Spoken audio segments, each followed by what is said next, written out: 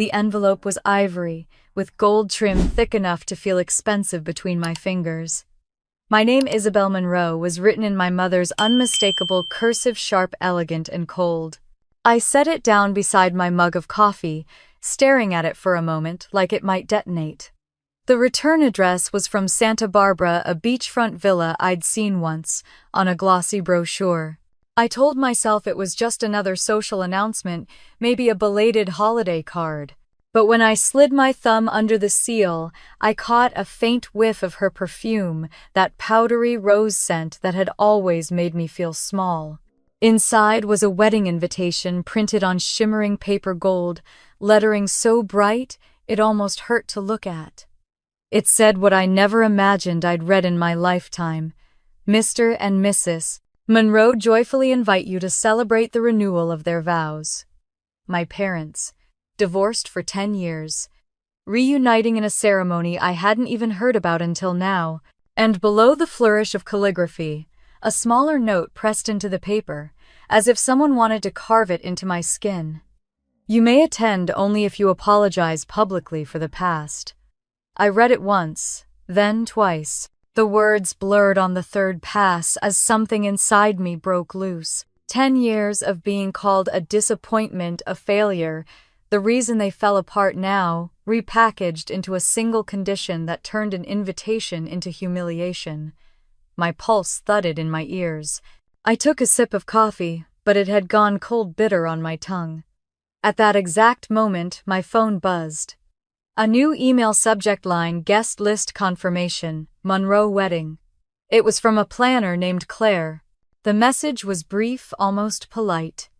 Per Mrs. Monroe's instruction, Miss Isabel Monroe is not to be admitted to the ceremony unless a formal apology is delivered prior to entry. My stomach twisted. They had turned my name into a security threat. That was the moment something inside me snapped. The words formed in my head before I even realized I'd spoken them out loud. Ethan looked up from the stove, a spatula in one hand, still wearing his half-loosened tie from his morning meeting. "What's wrong?" he asked, his brow furrowing. I didn't answer at first. I just handed him the card and my phone, my fingers trembling despite the anger beginning to burn through the shock. He read in silence, his expression tightening, as his eyes moved down the page. When he looked back at me, there was disbelief mixed with fury. "They really wrote this," he said quietly. "They actually told people to stop you at the door." I nodded, my throat dry. "They want me to beg," I whispered, in front of everyone. He set the papers down gently like they were something toxic. "You don't owe them that, Izzy." His voice was calm but firm. "You've spent your whole life trying to make them proud. When does it stop?" I wanted to answer, but my voice wouldn't come. The words from the invitation echoed in my mind like a verdict: apologize publicly for the past. The past. That endless graveyard of accusations they'd buried me in since childhood.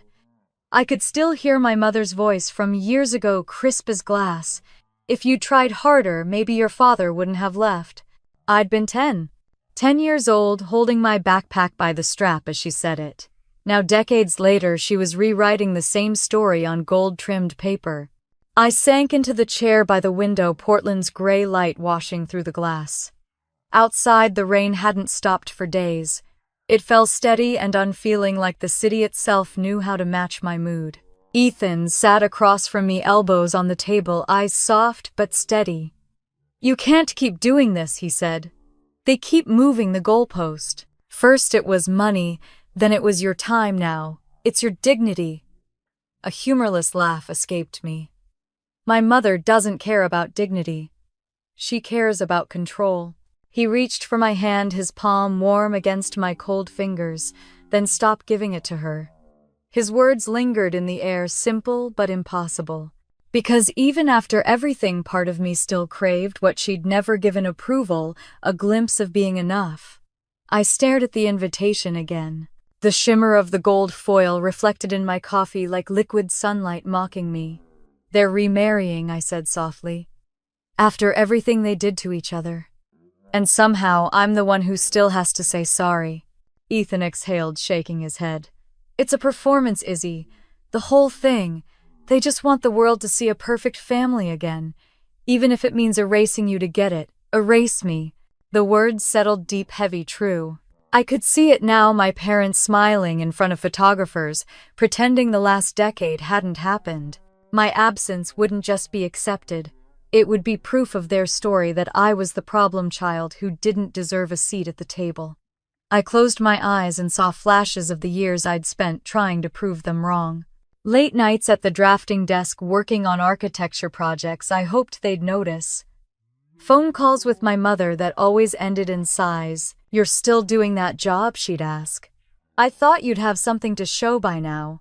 No matter how many designs I completed, how many clients praised my work, she only saw the daughter who'd cost them everything. The rain outside turned harder, streaking the glass in silver lines. I traced one with my finger, trying to anchor myself. I remembered the last time I saw them together at my brother Brandon's wedding 3 years ago. My mother had worn pearls, my father a smile too wide to be sincere. They'd posed for pictures like the divorce had never happened. And me, I stood at the edge of the dance floor, pretending the ache in my chest was just exhaustion. After that night, I promised myself I was done chasing their approval. But promises are fragile when it comes to family. Now, sitting here with this invitation in front of me, I realized I was back where I started. 10 years old, holding something I didn't ask for, being told to apologize for existing. Ethan stood and came around the table, crouching beside me. "Listen," he said, his voice low. "You don't have to go. You don't have to play their game." "I paid for part of it," I said without thinking. "The catering deposit. My father said it was a temporary loan until he could reimburse me." Ethan looked at me sharply. "How much?" $8,000. He blinked. "You already gave them $8,000 and they still did this." I nodded, shame heating my face. "I thought if I helped, maybe they'd—" He interrupted gently.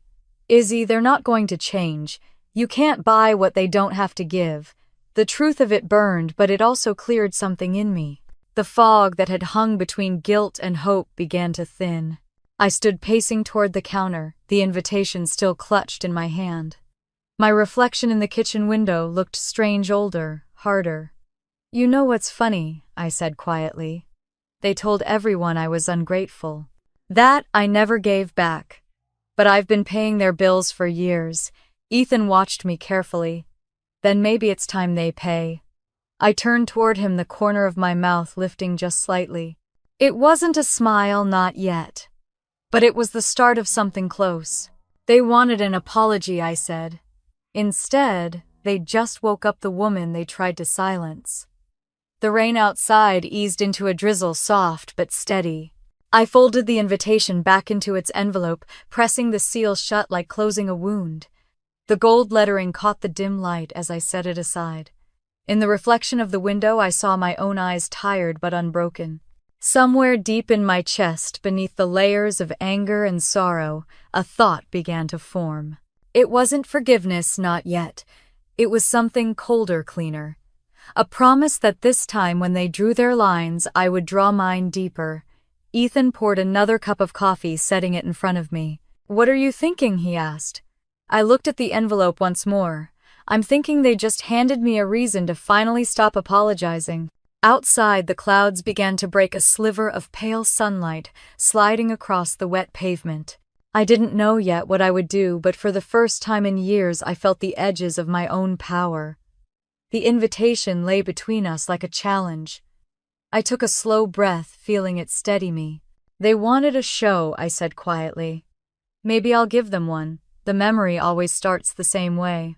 The sound of shouting, the crash of glass, the weight of the night pressing down on my 10-year-old chest as I stood frozen in the hallway. My father's suitcase lay open by the door, half-packed, his shirts spilling over the edges like a flood he couldn't contain. My mother's voice sliced through the house, sharp, relentless.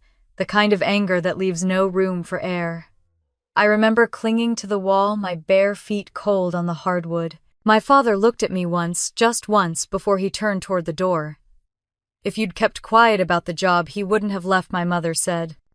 The words hit harder than the sound of the door slamming. That was the night I stopped being a child and started being their scapegoat. The house looked perfect from the outside. A neat lawn trimmed every Saturday, blue shutters that matched my mother's dresses, the faint smell of gardenias drifting from the porch. But inside, everything was measured in tension. My mother Lydia moved through rooms, like a queen surveying her territory, her heels clicking on the tile. My father Richard kept to his study, the smell of whiskey and paper mixing in the air. And then there was my brother Brandon, the golden child. Blonde, charming with a smile that made adults coo, and teachers forgive his every mistake. He could do no wrong. If he broke a vase, I must have distracted him. If he lied, I must have influenced him. My mother said it often enough that it became a rule of nature. "Brandon's our pride," she'd say, placing a hand on his shoulder. Then, with the same breath, she'd look at me. "And you, Isabel, are our problem." There's one memory that never fades. It was Brandon's 8th birthday, a backyard party with balloons, a rented clown, a cake taller than my forearm. I helped set the table, tied ribbons on chairs, and smiled until my cheeks hurt. A month later, when my own birthday came, I woke up to a grocery store cupcake with a candle already half melted. My mother was on the phone planning something else, waving me away. "You'll have a big celebration when you learn to behave," she said, without looking up. That day, I stopped asking for parties. I stopped asking for much of anything. School wasn't a refuge either. When a classmate's wallet went missing, the teacher asked if anyone had seen it. No one spoke. I felt the air shift, eyes turning toward me. The next thing I knew, I was sitting in the principal's office, hands twisting in my lap. They called my mother. She arrived in a swirl of perfume and disapproval. "She's always been difficult," she said to the principal before I could open my mouth. I'm not surprised. I wanted to scream that I hadn't taken anything, but the words lodged somewhere behind my teeth. When we got home, she didn't speak to me at all. That silence burned worse than any scolding. There was a summer when I thought maybe things would change. My mother promised we'd all go to Hawaii, a family trip to start fresh, she said. I spent weeks saving my allowance, even packed my swimsuit in a small red bag. The morning of the trip, I waited by the front door, shoes on, ready. The car pulled out of the driveway without me. Brandon waved from the back seat, his hand small against the glass. On the fridge, a note in my mother's handwriting waited. House chores must be done first. I cleaned every dish until my knees ached, though I knew she never meant for me to go. That night, I ate leftovers alone, the sound of the clock ticking like it was keeping score. I tried so hard to be good after that, to earn her smile, her touch, anything. I stopped talking back, stopped asking questions. I did the dishes before being told, brought home straight A's, stayed after school to help teachers. Once, when I received a certificate for academic excellence, I left it on the kitchen counter beside her morning coffee. She glanced at it and said, "Brandon would have done that sooner." I stood there waiting for something else, maybe a hint of pride, but her phone rang, and the moment vanished. That was the first time I realized achievement couldn't buy affection. Silence became my survival. My mother said once, "Good girls don't talk back," and I took it as gospel.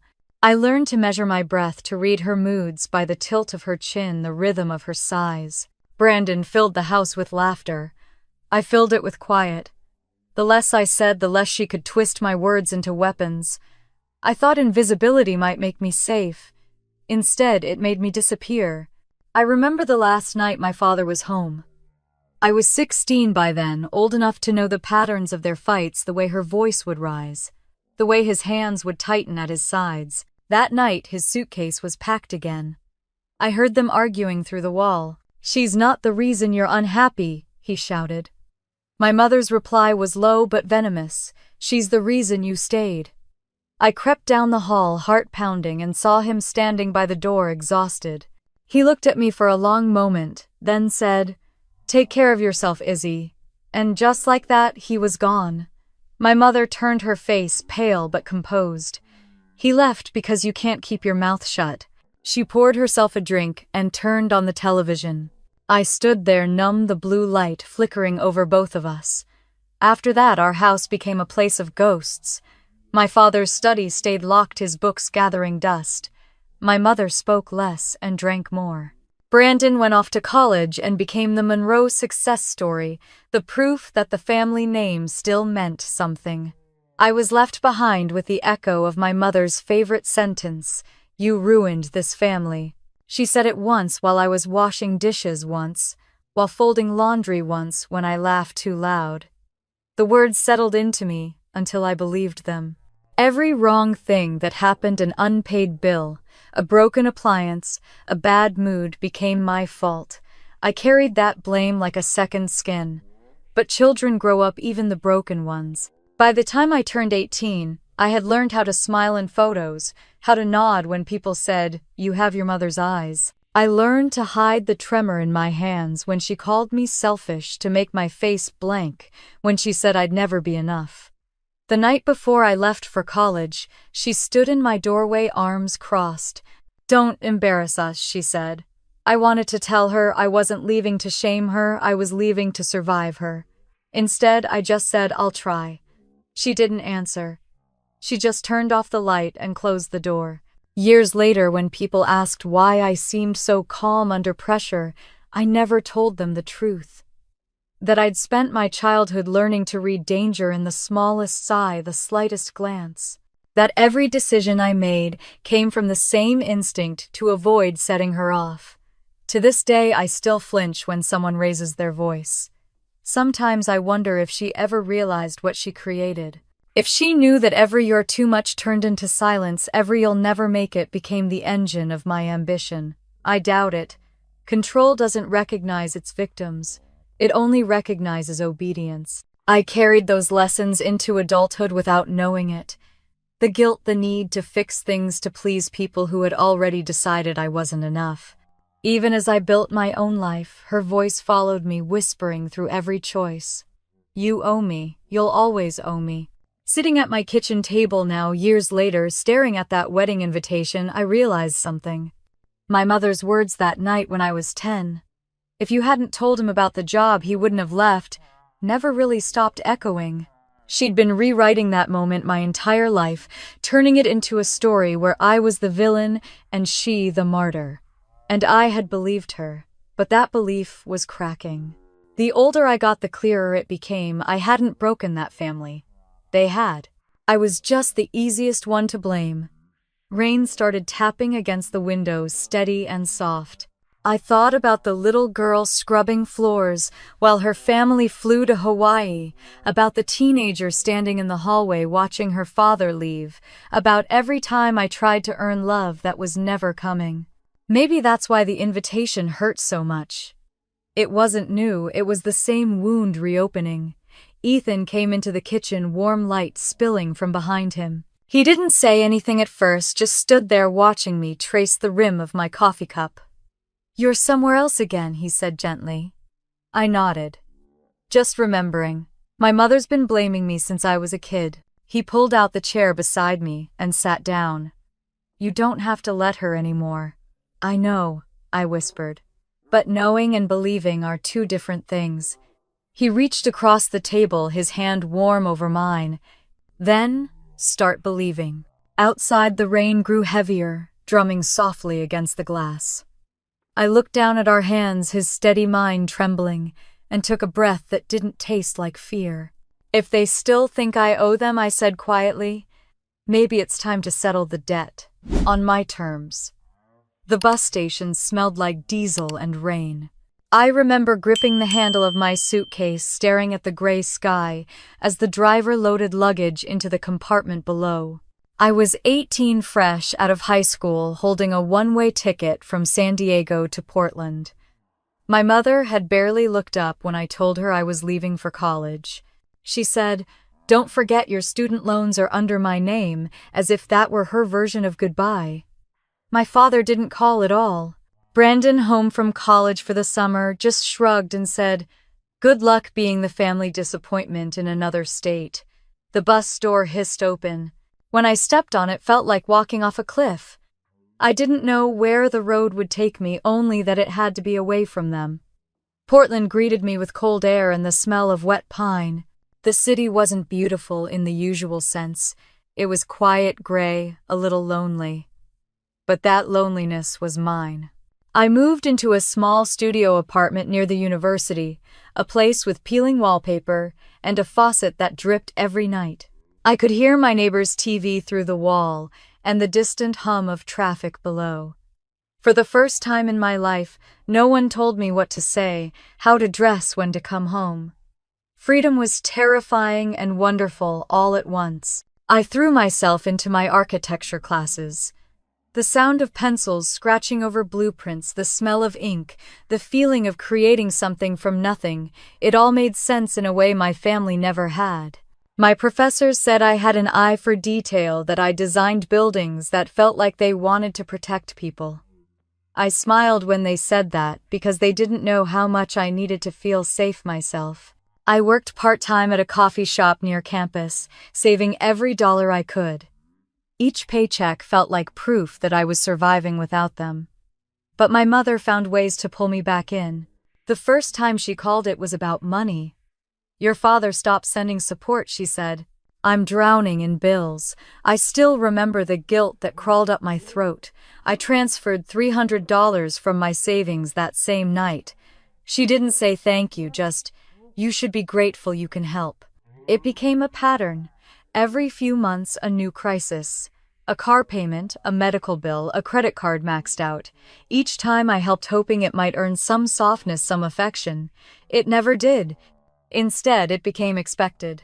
"Family takes care of family," she'd remind me, her voice honeyed but sharp. By the time I graduated, I was exhausted but proud. I had a degree, a job offer from a small architecture firm downtown, and a chance to start over completely. I sent my mother a photo of me in my cap and gown. She replied, "So, what now? You think you've made it?" My father sent a short email later that night. "Architecture's not a stable field. You should have joined the family business." I didn't reply to either of them. Still, when my first paycheck came, I wired my mother another $500. Old habits die hard. The firm where I worked was small but ambitious. My boss, a woman named Diane, believed in clean lines and open spaces. "Architecture should breathe," she used to say.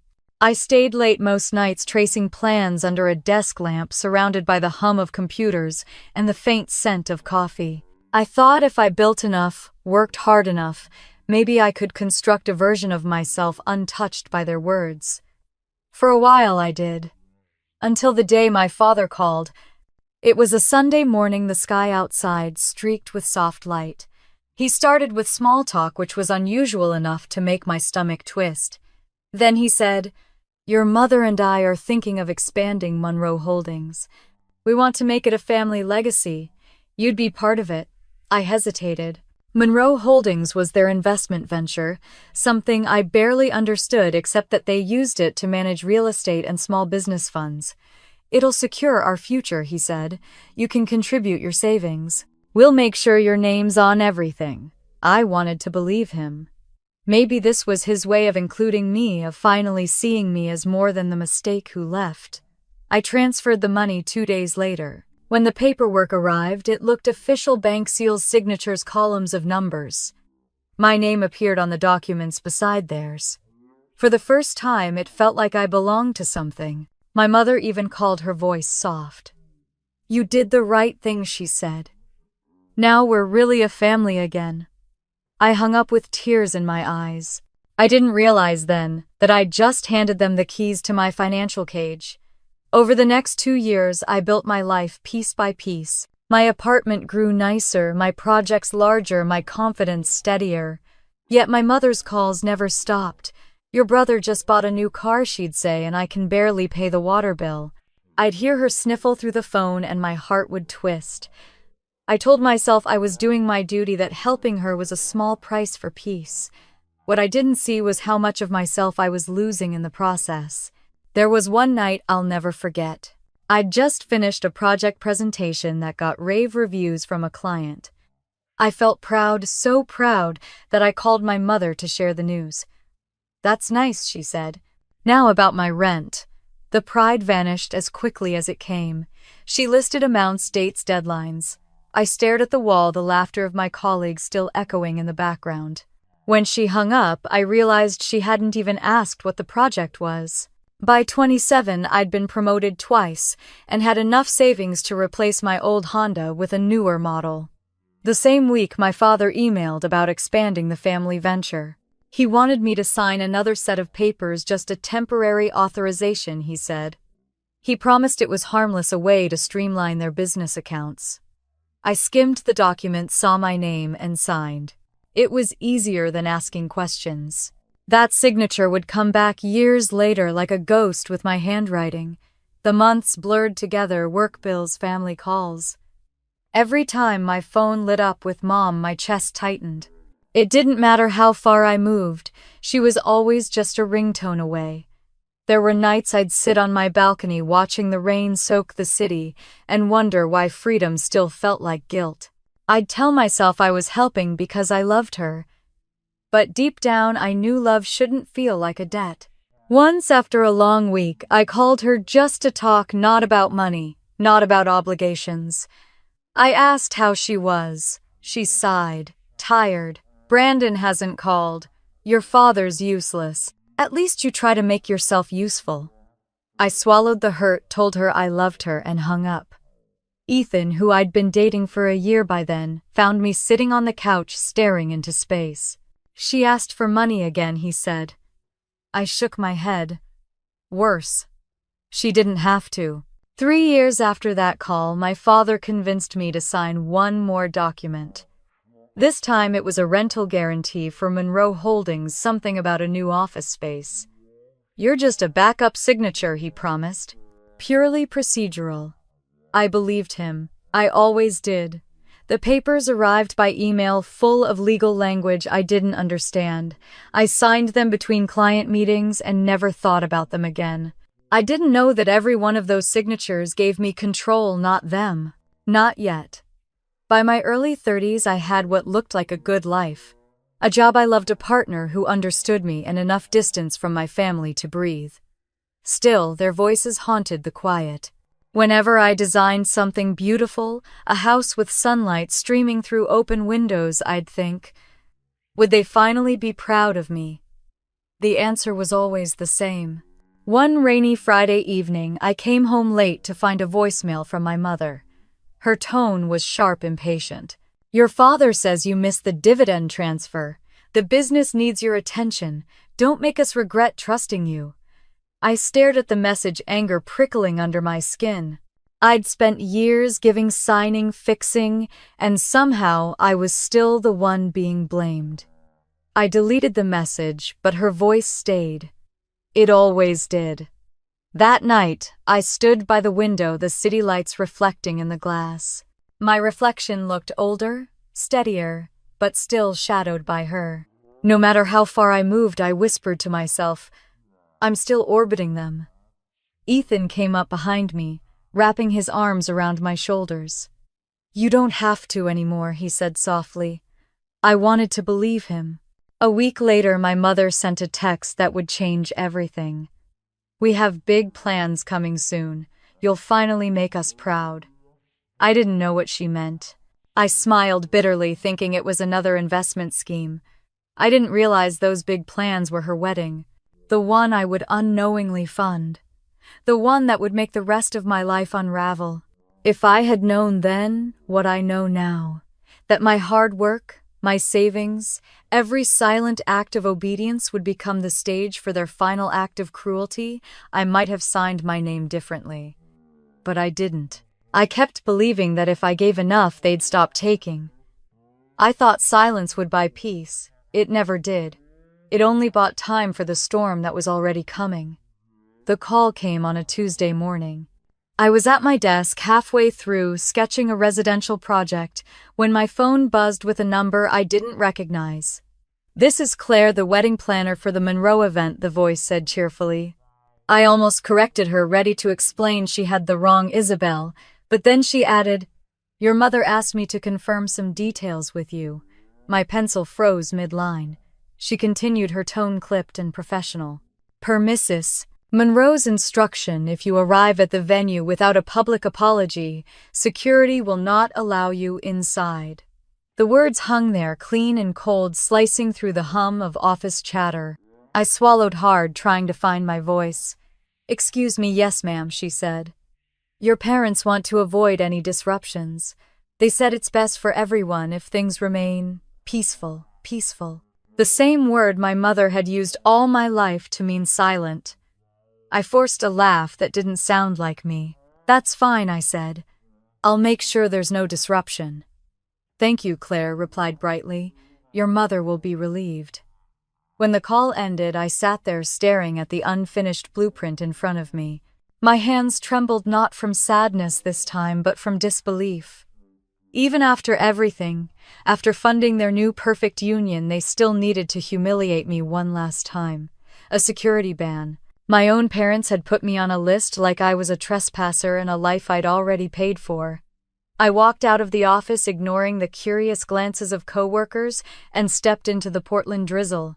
The rain fell light but relentless, the kind that soaked through your sleeves before you noticed. Cars hissed past on the wet pavement. I stood there feeling like the whole world was in motion while I was stuck in place. My mother's voice played in my head. "We just want peace." I could almost see her smile as she said it, smooth and smug, her favorite performance. By the time I got home, my phone was vibrating again. I didn't have to look to know it was her. I let it ring out. Then another message popped up. "Hope you're behaving yourself.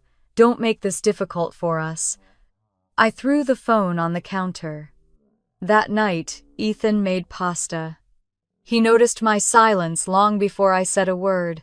"What happened?" he asked, twirling spaghetti onto a plate.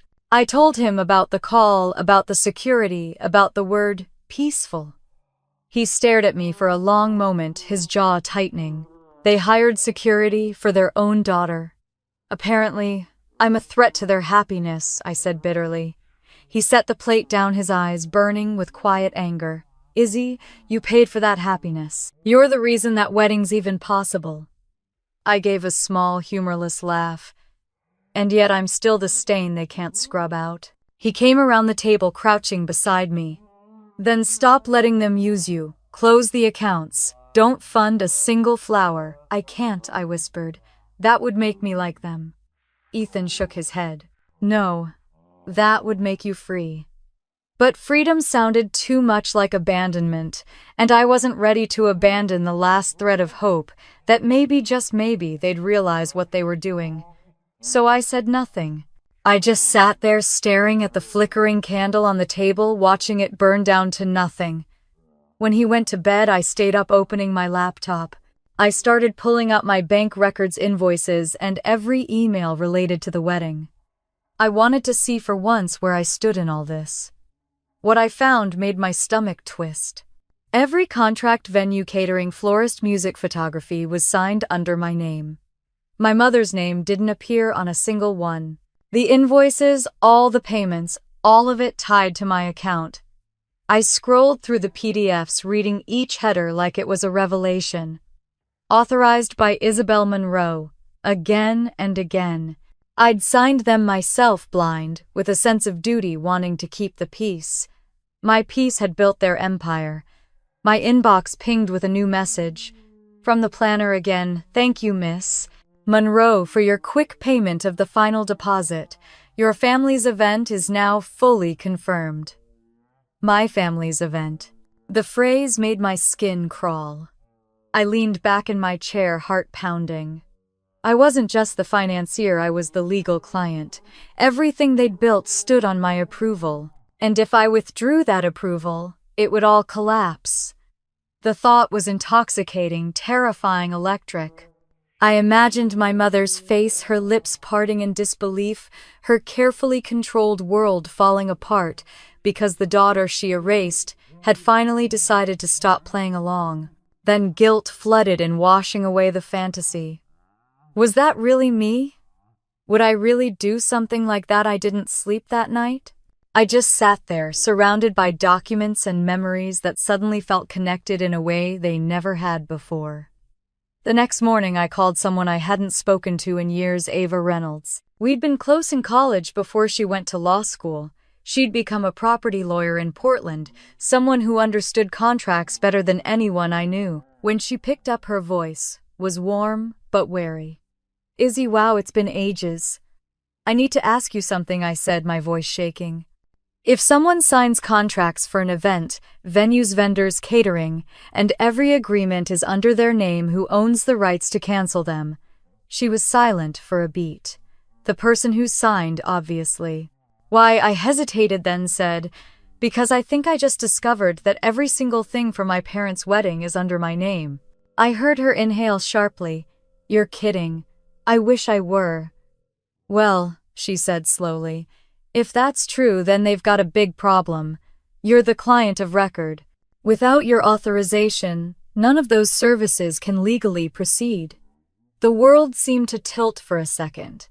Meaning, Ava said, her tone careful, "If you wanted to, you could cancel everything. Right now. The venue, the flowers, the music, all of it." I laughed, but it came out hollow. "That would be nuclear." She didn't laugh with me. "Izzy, after everything you've told me over the years about them, maybe it's time they learned what nuclear feels like." When I hung up, my hands were cold, but my mind was burning. I walked to the window, watching the morning light creep across the rain-slicked street. The city was waking up, people heading to jobs, buses groaning, coffee steam rising from carts on the corner. Life kept moving. Mine had been paused for so long, waiting for permission to matter. Ethan called from the bedroom. "You coming in today?" "In a bit," I said, still staring out the window. "Everything okay?" "I don't know," I answered honestly, "but I think it's about to be." That evening, Ava sent me an email titled "Ownership Confirmation." It outlined every contract, every clause, every line that tied the event to me. Her note was short but pointed. "If you want to take action, you're legally covered. Just say the word." I reread it twice before closing my laptop. My reflection in the screen looked unfamiliar, calm, focused, unflinching. When Ethan came home, I told him everything. He listened without interrupting, just tracing circles with his thumb on my hand. When I finished, he said, "So you hold all the power." I exhaled. "I guess I do." He leaned forward. "Then use it." I shook my head slowly. "If I do, they'll call me cruel." Ethan's voice was steady. "They already call you everything except what you are. You don't owe them kindness for what they never gave you." I wanted to argue, but the truth was sitting there between us like a third presence, solid, undeniable.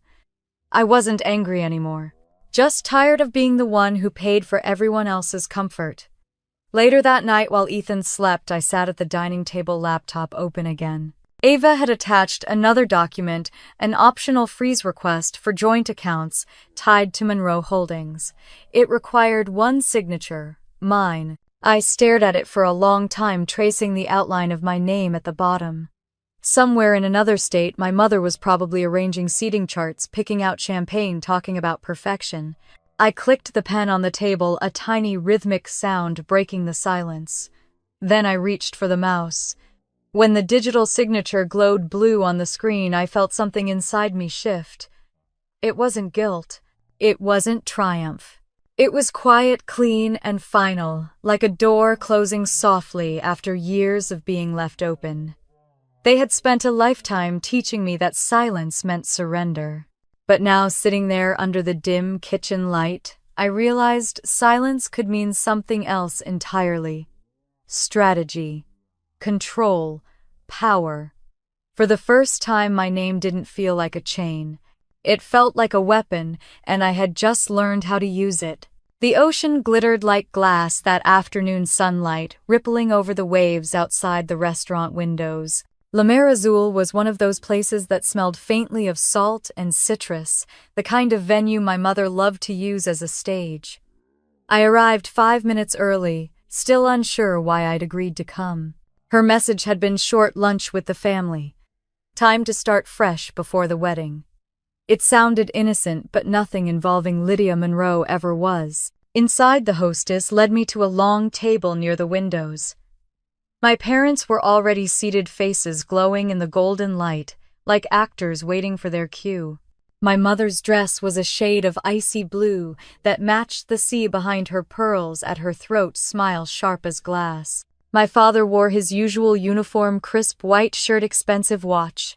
The air of a man who still thought control looked like kindness. Brandon sat beside them, his wife Emily scrolling through her phone. When my mother looked up, her lips curled into that familiar, polished smirk. "We didn't think you'd actually come," she said. "If you invite me, I come," I said quietly, taking the chair at the end of the table. The view of the ocean was breathtaking. Too bad the company spoiled it. Brandon leaned back, his grin lazy. "Look who decided to show up without an apology banner." Brandon, my father, warned mildly, but his eyes gleamed with amusement. My mother only smiled wider. "Don't tease your sister. It's unbecoming." They ordered wine, laughter bubbling among them like champagne. When the waiter turned to me, my mother interjected smoothly, "She'll have water. No wine for her." I froze. It was such a small command, so practiced, that the air itself seemed to bend around it. I could feel my cheeks flush, the same familiar heat I'd known since childhood. Control disguised as care. "Water's fine," I murmured, my voice barely above the sound of the ocean outside. The conversation rolled on without me. My mother told stories about the upcoming wedding, about the guest list, filled with executives and socialites, about how we want everything to be perfect this time. Every word dripped with performance, as if she were being filmed. When the food arrived, I barely tasted it.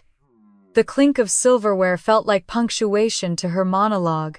She spoke of perfection, of rebirth, of love, never once acknowledging the person who had funded all of it. Then a woman across the table, one of my mother's friends from her charity circle, asked Lydia, "This must be costing a fortune. How are you managing such a lavish event?" My mother laughed, tossing her hair back. "Let's just say my daughter owed me, and now she's finally paying it back." The laughter that followed was polite, thin, the kind of sound people make when they don't know where to look. I felt my stomach twist. Brandon smirked, stabbing his fork into a piece of salmon. "About time she contributed to the family name," he said. Something inside me cracked like old plaster. I set down my fork carefully. The restaurant noise faded until all I could hear was my pulse. Ethan, sitting quietly beside me, squeezed my hand under the table. "Don't," he whispered, but I had spent my entire life not saying things. My silence had built this version of me, obedient, useful, invisible. I looked up, voice steady. I didn't realize love came with an invoice. The table went still. My mother blinked, then smiled, that hostess smile again. "Oh, Isabel," she said sweetly, "you always did have a flair for drama." She turned to her friend, waving her manicured hand as though brushing away a speck of dust. "Ignore her. She's always been sensitive."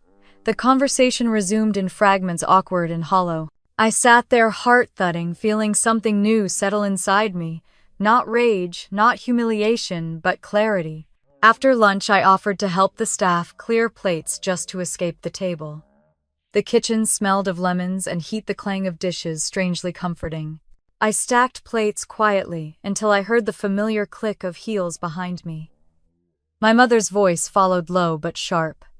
"Don't you ever speak about money in front of my friends again?" I turned, meeting her gaze for once without flinching. "I paid for that lunch." She raised her eyebrows, unfazed. "And you should. You're lucky to even be here." "Lucky," I repeated softly, the word sour on my tongue. She stepped closer, lowering her voice. "You have no idea what it takes to keep this family respectable. You don't get to ruin it just because you're bitter." I felt my throat tighten, but I kept my tone calm. "Respect built on lies doesn't last, Mother." Her jaw stiffened. "Don't test me, Isabel." I smiled, then small and deliberate. "I think the testing's over." For a second, something flickered in her eyes. Confusion, maybe fear, but it vanished as quickly as it came. She turned on her heel and walked away. When I left the kitchen, the sunlight felt too bright. I walked past the tables without saying goodbye. Outside, the air smelled like sea salt and exhaust, the world painfully vivid after the suffocating sweetness inside. In the car, Ethan started the engine but didn't speak. I stared at my hands in my lap, noticing they were trembling. "You okay?" he asked quietly. I nodded, though it was a lie. "You heard what she said." I did. His voice was controlled, but there was fury beneath it. "You don't have to keep letting them do this." I exhaled, watching waves crash against the rocks beyond the parking lot. "It's not that simple." "Yes, it is," he said firmly. "They're using you, and you're paying them to do it." I turned to him, then meeting his eyes. There was no pity there, only conviction. "If love is a currency," I said softly, "I've been bankrupt since I was a kid." He reached for my hand again. "Then it's time to stop financing your pain." I didn't answer, but the words echoed in my head long after he pulled onto the highway. That night back in Portland, the apartment felt both too small and too quiet. The city lights shimmered outside our window, reflecting in the half-empty glass of wine on the counter. My phone buzzed, a text from Claire. The planner deposit cleared. "Thank you, Miss Monroe." I stared at it for a long time before laughing out loud. The sound startled even me. Ethan looked up from the couch. "What they want, perfection built on my account," I said, shaking my head. "Let them have it." He set his book down. "What are you going to do?" I walked to the window, pulling back the curtain to look at the streetlights below. "Maybe start designing something of my own this time." He came up behind me, wrapping his arms around my waist. "You mean a life?" I nodded. "Exactly that." When he went to bed, I stayed up, scrolling through the wedding photos. My mother had already begun posting on social media floral arrangements, smiling faces, captions like, "Love deserves a second chance." The comments were full of admiration.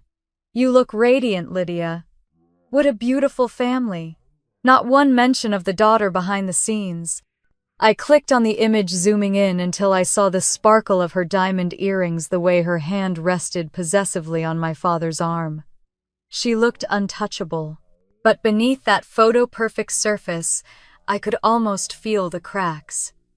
I closed my laptop and sat in the dark, the hum of the refrigerator the only sound. Every detail of that lunch replayed in my head, the laughter, the public humiliation, the way her voice had wrapped around the word lucky. For years I had believed her. I thought surviving her made me fortunate. But as I stared into the darkness, I realized she was right about one thing. I was lucky. Lucky to finally see her clearly. Lucky to have proof signed and sealed that every inch of her perfect world stood on the foundation I built. And luckiest of all, to know that if I ever chose to pull it out from under her, I wouldn't need to raise my voice. All I'd have to do was stop paying the bill. The thought was quiet, steady, and frighteningly simple. Before going to bed, I checked my email one last time. There it was, another invoice from the venue waiting for my approval. I hovered over the button marked Confirm Payment. My finger stopped an inch above it. I didn't click. Not yet. But for the first time in my life, I realized I didn't have to. The cafe smelled like cinnamon and old wood, the kind of scent that clung to your clothes long after you left. It was early morning, the streets of downtown Portland still slick from rain. I sat at a corner table with my laptop open, the wedding contracts glowing on the screen. Across from me, Ava Reynolds flipped through the printed copies I'd brought, her expression unreadable. She looked exactly as I remembered from college, sharp eyes. Deliberate movements, the kind of calm that made people confess things they hadn't planned to. Her nails tapped against the paper rhythmically as she read. "You weren't kidding," she said finally, glancing up. "Every one of these contracts is under your name." I sipped my coffee, which had long gone cold. I didn't realize it until 2 nights ago. I thought I was just helping. Paying deposits, signing forms. She said it was easier that way. Ava leaned back, folding her arms. "Easier for her, sure. You're the client of record. That means you hold every legal right over this entire wedding. The venue, the caterer, the florist, even the band, they all answer to you." The words felt heavy and dangerous, like something that could shatter if I touched it wrong. "So what you're saying is..."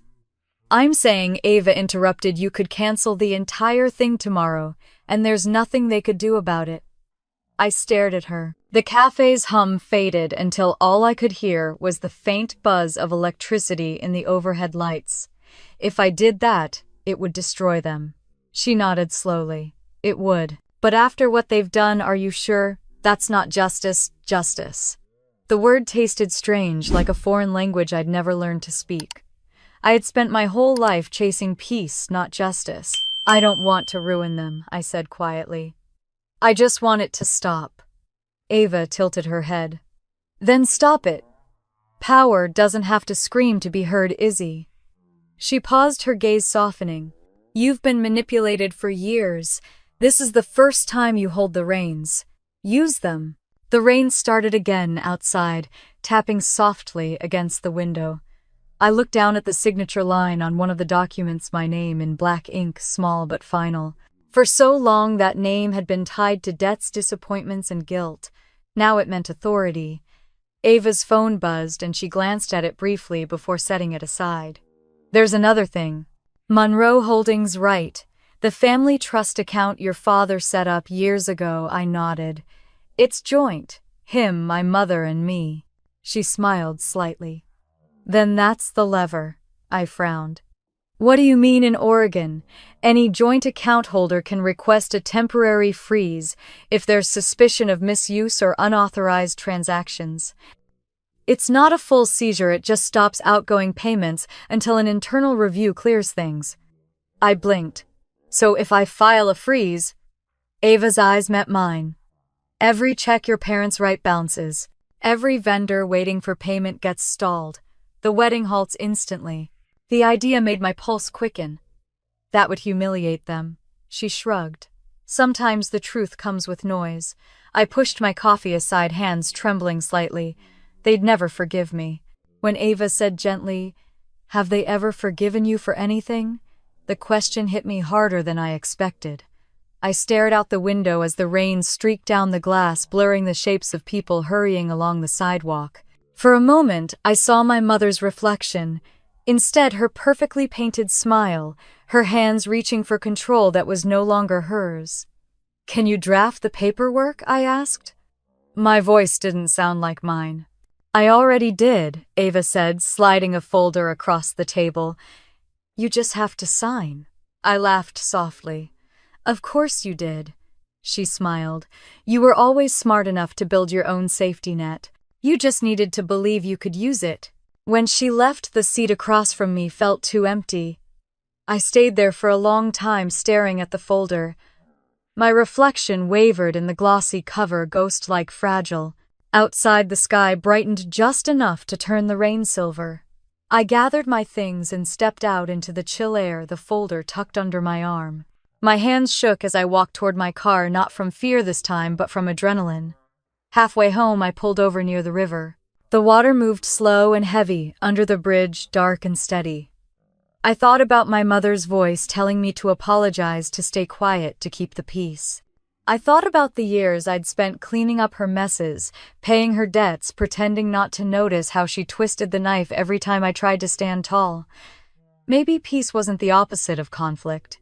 Maybe peace was the absence of control. That night I called Ethan. He answered on the first ring. "Did you talk to her?" "Yes," I said, setting the folder on the kitchen counter. "And she says I have full control. Everything contracts, payments, the joint accounts. If I want to, I can stop it all." He was quiet for a moment. "What's stopping you?" "I'm scared," I admitted. "Not of them. Of what it means if I do this. If I finally stop pretending." He came over not long after, carrying takeout and a bottle of wine. We sat on the couch, food untouched. The city lights outside glowed against the rain-slick windows. "You don't have to become them to take your life back," he said softly. "You just have to stop giving them your permission to hurt you." I met his eyes. "They'll hate me." He smiled sadly. "They already do. At least this way you get something out of it." I laughed, but it cracked halfway through. "You make it sound easy." "It isn't," he said, "but it's necessary." Later, when he fell asleep beside me, I got up quietly and went to the kitchen. The folder waited under the lamp, its edges sharp in the light. I opened it and stared at the first page, temporary freeze request. Ava's note was clipped to the top sign electronically when ready. I ran my fingers over the line where my name would go. A memory flashed me at 12 years old, writing "I'm sorry" on a crumpled sheet of paper after my mother accused me of breaking her vase. I'd left it on her dresser with flowers I'd picked from the yard. She never said a word. The next morning the note was gone. Now my hand hovered above a different kind of paper, the adult version of an apology I didn't owe. I clicked the pen open, hesitated, then closed it again. My reflection in the window met my eyes, older, steadier, but still that same girl waiting for permission. Enough.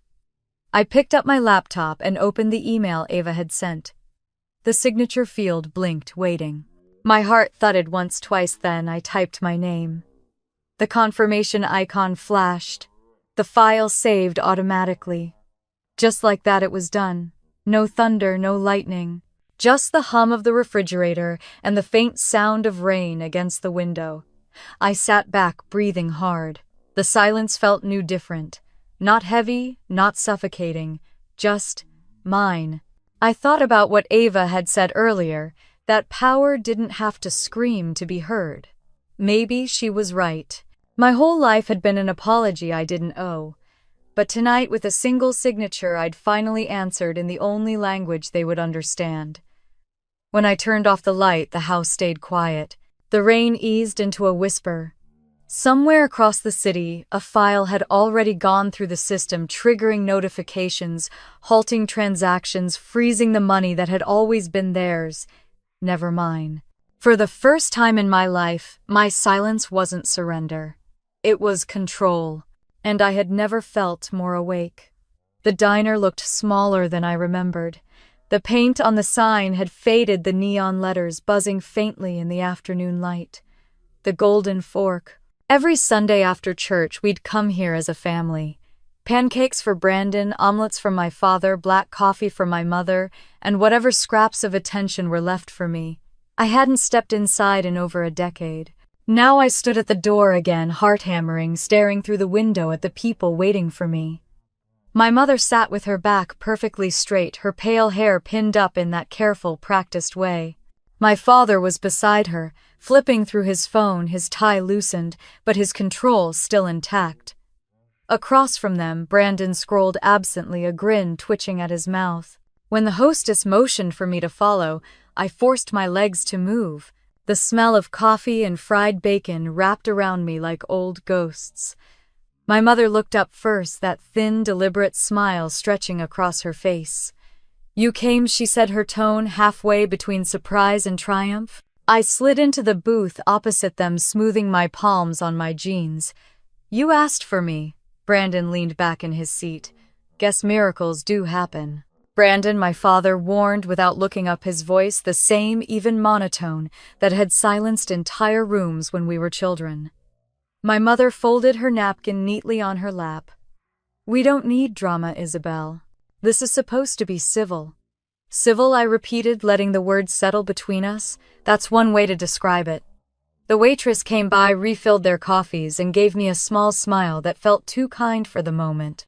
I ordered tea just to have something to hold. My mother started as I knew she would. "We simply want things to go smoothly. The wedding is only a week away, and your attitude has nothing to do with your wedding," I interrupted quietly. "Except that you made sure I wouldn't be welcome," she blinked, offended. "You chose to make yourself unwelcome. All we asked for was an apology. For existing, I asked. My voice was calm, too calm. For paying for every deposit, for signing every contract." My father's head lifted, then eyes narrowing. "We agreed to repay you." When I said, leaning forward, "Before or after the part where you banned me from your guest list," Brandon snorted. "Here we go, the victim speech." I turned to him slowly. "You think this is about attention," he smirked. "Isn't it always? You love being the problem. It's your thing." The air between us thickened, heat creeping up my neck. I wanted to stand to leave, but something in me, something older and stronger, kept me still. I reached into my bag and pulled out the folder. The sound of it hitting the table cut through the hum of the diner. My mother's gaze flicked to it, curious. "What's that?" "The contracts," I said. "All of them." Her lips curved in amusement. "You brought paperwork to lunch," I met her eyes. "You might want to look closely before you keep talking about what I owe you." I opened the folder and slid one document across the table, the venue agreement. Her name was nowhere on it, neither was my father's. Just mine, printed neatly at the bottom, next to the words, "Authorized by Isabel Monroe." My mother's hand froze halfway to her coffee cup. "What are you doing?" I pushed another page toward her catering flowers photography music. "All the same, every contract," I said softly, "every deposit, every detail that makes your perfect day possible. It's all under my name." For a heartbeat, no one spoke. Then my father chuckled low and dismissive. "So, you helped? That doesn't make you in charge." "Actually," I said, "it does. Legally, I'm the client. Without my approval, none of these services can proceed." Brandon leaned forward, incredulous. "You wouldn't dare." I looked at him steady. "You're right. I wouldn't dare if I still cared about earning their approval." My mother found her voice brittle and sharp. "You're bluffing." I reached for the last paper in the folder and slid it toward her, a single-page notice signed by Ava Reynolds. The heading read, "Temporary Financial Freeze Authorization, Monroe Holdings." The color drained from her face. My father's jaw tightened. Brandon's smirk vanished. My voice stayed calm. "I filed this 2 days ago. The account is frozen pending review. Any payments linked to it will be paused until the investigation clears." My mother's fingers curled around her napkin, knuckles whitening. "You ungrateful child. We gave you everything." I shook my head. "You gave me debt. You gave me guilt. And you called it love." The waitress appeared again, oblivious to the tension, asking if we wanted refills. My mother waved her away sharply. The woman hesitated, then walked off, glancing back once with a worried frown. My father leaned forward, lowering his voice. "We're family, Isabel. You don't humiliate family in public." I met his gaze steady. "You already did that to me years ago. I'm just returning what was left behind." Brandon slammed his palm against the table. "You're insane. You just want attention." "No," I said, voice quiet but sharp enough to cut through his shouting. "I want peace. And if that costs you your perfect wedding, then so be it." My mother stood suddenly, her chair scraping against the floor. "If you go through with this, you're no longer my daughter." The words didn't sting the way they used to. They just landed flat like an old song I'd heard too many times. I picked up the folder, slid the papers back inside, and rose slowly. "Then, I guess that makes it official." I dropped a few bills on the table for my tea. "Lunch is on me," I said, almost smiling. Her eyes followed me, cold and furious. My father looked like he wanted to speak, but couldn't find the right words. Brandon muttered something under his breath, but I didn't stop to hear it. The bell above the door jingled as I stepped outside. The sun was brighter than I expected, reflecting off the chrome of parked cars. The world went on indifferent to the small explosion I'd left behind. Ethan was waiting across the street, leaning against his car. When he saw me, he straightened, searching my face. "How did it go?" I crossed the street. Slowly, the folder tucked under my arm. "They think I'm bluffing." He opened the car door for me, his voice low. "Are you?" I looked out toward the road where the diner's neon sign flickered weakly in the distance. "Not anymore." We drove in silence for a while, the sound of tires on asphalt filling the car. My hands rested in my lap, steady now. The tremor I'd carried my whole life was gone. Ethan glanced over. "You okay?" I nodded. For the first time, yeah. He reached across the console and took my hand. "You know this means war, right?" I smiled faintly. "It was always war. I just stopped pretending it was a family dinner." The city blurred past sunlight flashing between buildings. I thought about the diner, about my mother's face, when she saw her empire crack, about the way her voice trembled for the first time. She'd built her life around control, and now for the first time she'd realized she couldn't control me. When we pulled into the apartment garage, Ethan turned off the engine but didn't move. What now? I looked at the folder in my lap. Now, I said, we wait for the silence to do its work. He smiled slightly. You really think silence is enough? I met his eyes. It's all they ever taught me. I'm just finally using it right. That night, I sat on the